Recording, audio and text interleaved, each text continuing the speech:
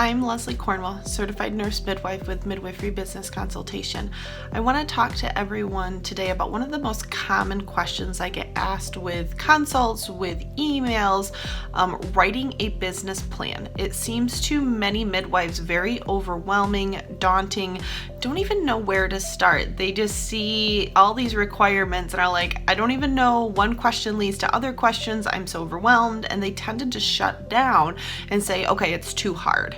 And so I really try to just get it to the basics. Anything in life that's important and has amazing impacts on your opportunity, whether you decide to exercise, eat better, adapt to who you are with your family, your work, your hobbies, it takes time. It takes hard work. It takes changing your mindset. And so that's really hard for us as human beings. So when we go, especially from being staffed and employed our entire life to thinking about becoming a business owner, it's scary. It's very scary. It's that fear of the unknown. And so my goal with Midwifery Business Consultation is supporting midwives, supporting birth professionals, supporting people that want to give access to these services under their own timeline, under their own mission and value, versus hiring by a bigger system that may or may not fit with their alignment. So when you're writing a business plan, there was a reason a couple weeks ago I wrote the blog post about eating an elephant one bite at a time. I wanted to stress when there's a lot of things happening in life, especially nowadays, everybody's on overdrive. There's so many changes so quickly. You just make a list, you make it, and you prioritize what is going to be accomplished today, what can be accomplished tomorrow, what will be accomplished in a month. You really want to be able to break down all these overwhelming ideas and suggestions and parts of a business plan so that it's a little more attainable for you and it's not overwhelming. Like I stress to people, writing a business plan takes an average of 3 to 6 months, not because it's hard, it's because you want to plan, you want to research, you want to make sure your foundation for your practice is rock solid.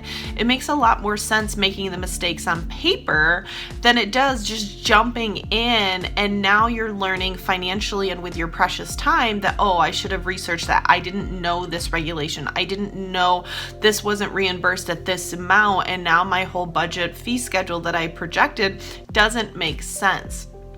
So breaking down your business plan into pieces.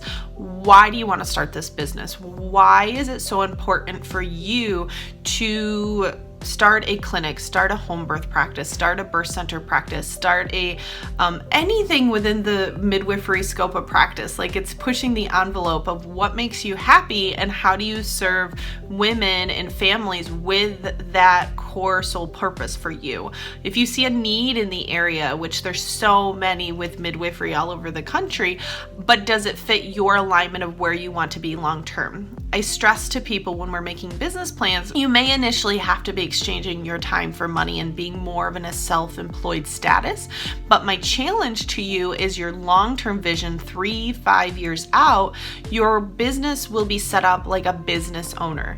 You working directly in your practice is icing on the cake. You can choose to be part of your practice. You can choose to have a vacation. You can choose to separate. And the system has been set up so well that the staff knows what to do. They can train each other. They know the flow. They know how to handle things. And the intention would be they go to you if there's really challenging things they can't handle versus you're doing everything. I hear that so many times with midwives, starting out small, well, I'm not going to hire that. And then they don't budget for it. And then they don't count for their own time to do it. And then eventually you start running out of time. And that's where that burnout happens. So I stress and I challenge midwives to make your business plan where initially you may have to be self-employed based on budgets, based on the needs, based on the current startup situation. But long-term, let's set up the business plan where every step, the fee schedule, the market analysis, everything we're doing is so that you can step away as part of the system that runs it successfully and choose to be in it or not.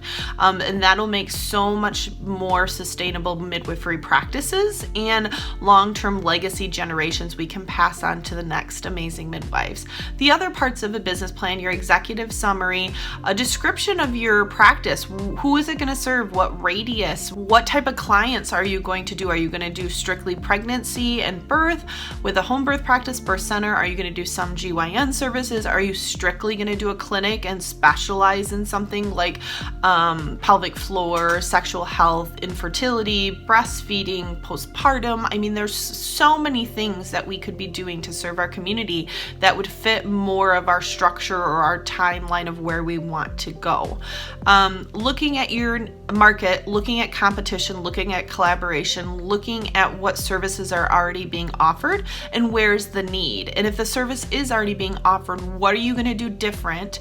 And what is the cost comparison? If you are more expensive, you have to show in your marketing campaigns and your branding where that value difference is coming from. I can't stress enough, having a marketing budget, having a good marketing campaign, and a strategic branding of your ideal clients is vital in the success of your practice. You could have the most amazing service in the world, but if nobody knows you exist, you're not on the internet, you don't have a sign up, you're completely underground to the greater society, you're going to take a really long time to get referrals and to get slowly your practice set up. So I want you to hit the ground running, being successful. You have valuable skills, you have valuable needs to the community. We just need to get it out to the masses. So look at connecting with great doulas, childbirth educators, lactation consultants, physicians, especially private practices. You really want to create a cross referral system, a win-win. Chiropractors, alternative therapists, naturopaths. There's so many wonderful people you can connect with in your community and put that part of your marketing campaign. The other things you want to put is a short-term and medium and long-term strategic plan. Step by step, how are you going to accomplish your end game? Do you want to serve a 50-mile radius? Do you want to serve the entire state? Do you want to create a franchise in time? Like, where do you want your end game to go? And then step by step how that'll happen. Creating fee schedules, creating budgets, creating break-even points. So when you're trying to get funding, whether it's through a bank, whether it's through donations, whether it's through private investors, your business plan has to show how it's profitable, how we're doing it as a for-profit. If you were doing it as a nonprofit, you just look at the foundations, the grants, the opportunities to get funding in other directions. So I'm making the assumption most midwives tend to do an LLC or an S corporation to start their businesses more for the benefits of the for-profit structure. So you really need to, a lot of midwives will just start small, they'll use their own money, and that's just a slow. You're exchanging your time. Your most precious resource is your time and your health. And I would challenge midwives making a strong business plan. Focus on your mission, your values, your services. The numbers come later. If we can't make the numbers work, we get creative. What other revenue streams, what other additional services could you offer that are a little more profitable than what you're trying to do? I wish maternity care and insurance reimbursement, especially with the government programs and many of these third payers, was a better reimbursement.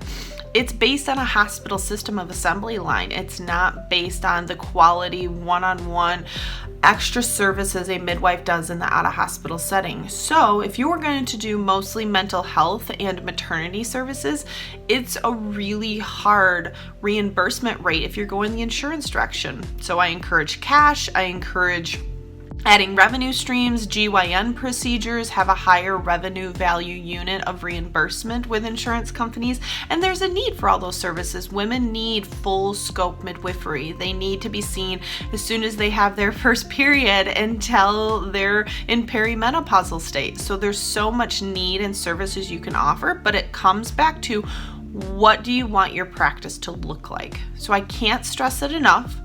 Focus not on the numbers initially. When you're making a business plan and you're learning the direction of where you want your practice to go, learn you, learn the needs, learn how you can make that service happen.